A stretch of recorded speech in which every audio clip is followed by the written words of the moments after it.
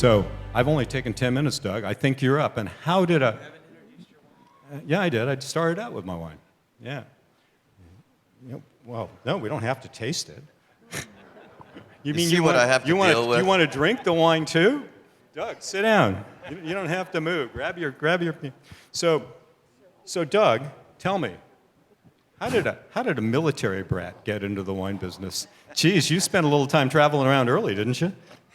I did. I was very, very fortunate.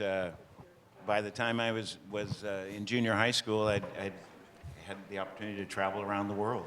Spent quite a bit of time in Asia with my parents, and it was quite an eye opener, but more so in the sense that the people that I got to meet, the experiences that I got to have, and the things that I was introduced to at a very young age.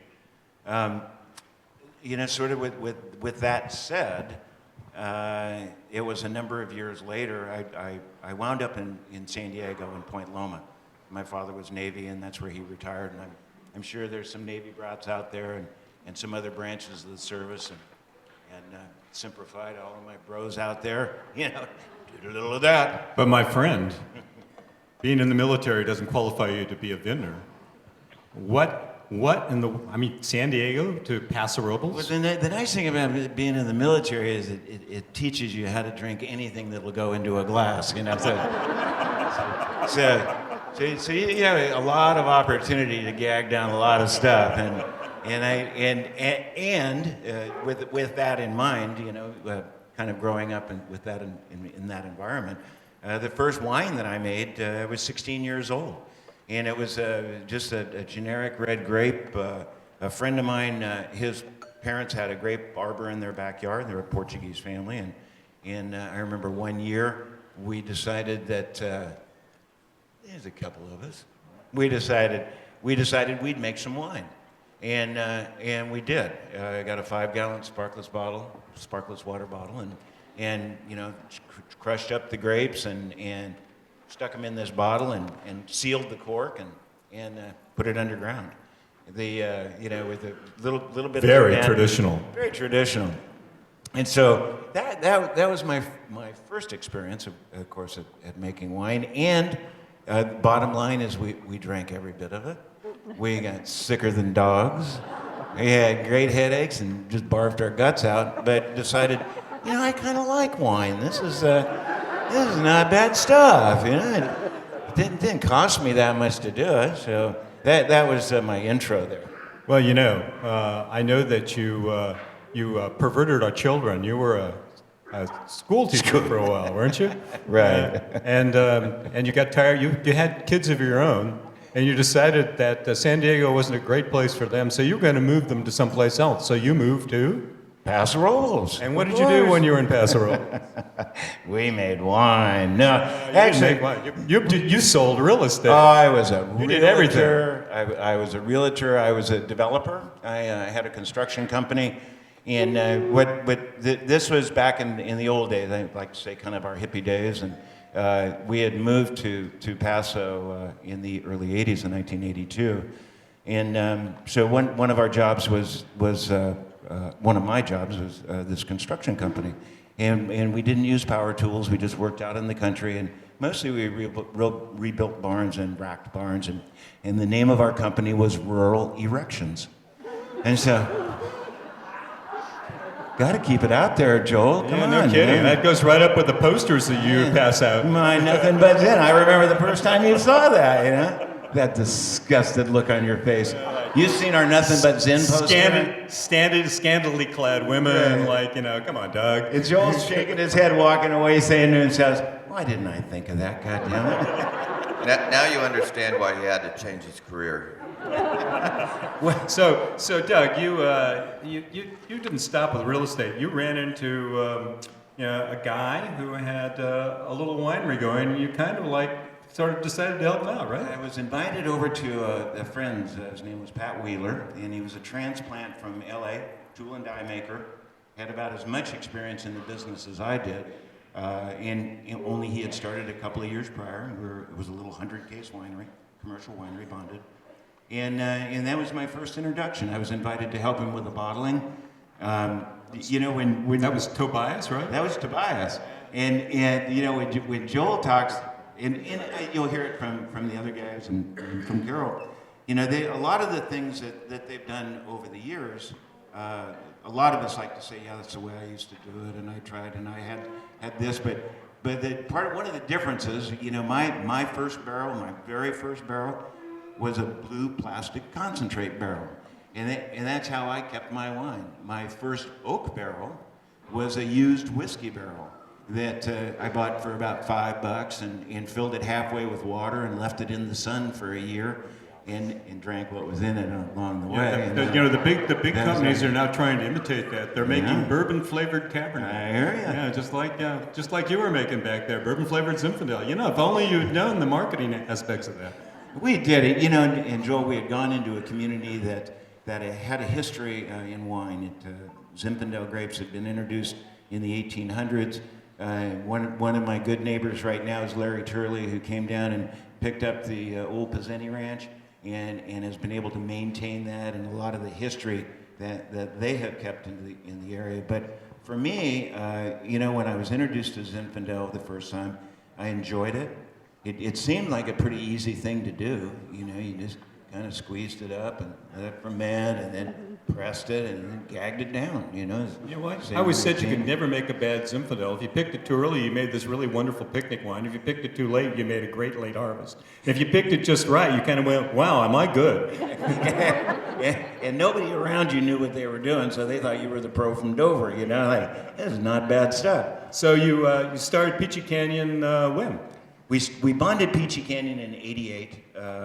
Yeah, we started making wine under the Tobias label in '82. And fortunately, as we were getting into the Zin business, and because we wanted to specialize, we didn't have a lot of money. We couldn't buy a lot of different grapes. And we had a source, which was Benny Doozy, who offered grapes to me. He just said, you pay me when you can. This was an old dry farm. Man, he was a trusting guy. He was a great guy, you know, and Ridge and I shared the vineyard for many, many years, and we've since gone on to some others, but it was that first introduction. As we grew, we made different Zins from different vineyards because we realized that Zin had this unique character. You know, for many of us, we say, you know, Cab is Cab, and Chardonnay is Chardonnay, and Pinot is Pinot. And we know there's a lot of variation, but with Zinfandel, you go, this is one Zin, and you walk across the street, and here's another Zin, and see that one over there, that one that's, you know, trellised, and that's a different Zin, you know, and even though they may be the same clones, they can be uniquely different, taste uniquely different, and depending on how you make them, be wonderful and be exceptional and be something that you carry that flavor in your mind. You know, for years and years and years. So you've really specialized in Zinfandel. You haven't done much else, right? We do 24 different Zinfandels? No, we only do 9 different Zinfandels. But we have a bunch of different SKUs. You know, we love wine. I think what we do best is Zinfandel. It's a way for us to really express ourselves.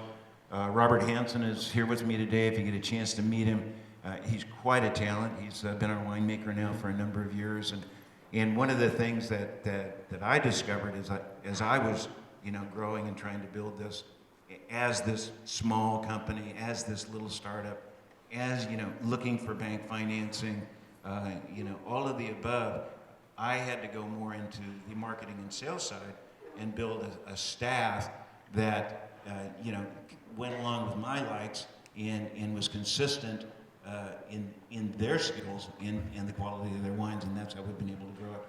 And that's why we've stayed with Zin also, because of this sort of love for it. Yeah, you managed to convince your children that the wine business was a good thing, and they went out and almost did you one better. They did me one better. They started their own label and they already sold the son of a gun. And I'm going, dude, I'm 70 and I'm not retired. You guys just hit 40. What's the deal here? So, well, you know, if you'd named it, what did they call it? They had chronic sellers.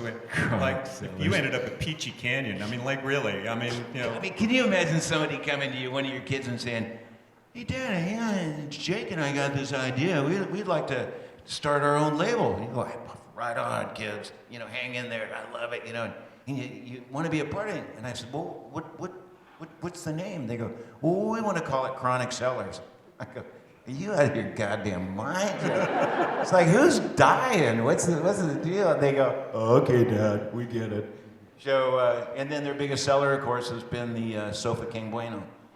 Which is a blend. It's got some Zin in there. Got some Zin in there, yeah. And it's good stuff. Yeah, it's good stuff. So, That's fantastic. And they'll be back with Peachy. I think Peachy is generational. We have our grandchildren, Nancy and I would love to see them involved. Both of our boys are looking forward down the road when their contract is up, coming back to Peachy Canyon, making Peachy Canyon better, continuing to have it as one of the dominant Zin producers on the Central Coast. And I gotta tell you, it's really, really a thrill to be able to be with this group of individuals who I've been making wine with for many, many years, and to have Peachy Canyon and Paso Robles is considered, one of the premier Zin producing areas around. So quickly, tell us about 2 wines. I got 2 wines for you. I got, the first one here is this is my 07 Snow Vineyard. And Snow is one of our estate vineyards. I own 4 vineyards. And this was about 25-year-old vines, head pruned, non-irrigated, on the west side of Paso Robles, considered to be in the Adelaida, even though it is not in the Adelaida. Our AVA system is kind of goofy down in Paso Robles, and I'll be happy to talk to anybody about it. How I feel it should have been. Not now, it's too complicated, it'll take too long. Pretty crazy, but I think the Snow is, we have since pulled the Snow Vineyard.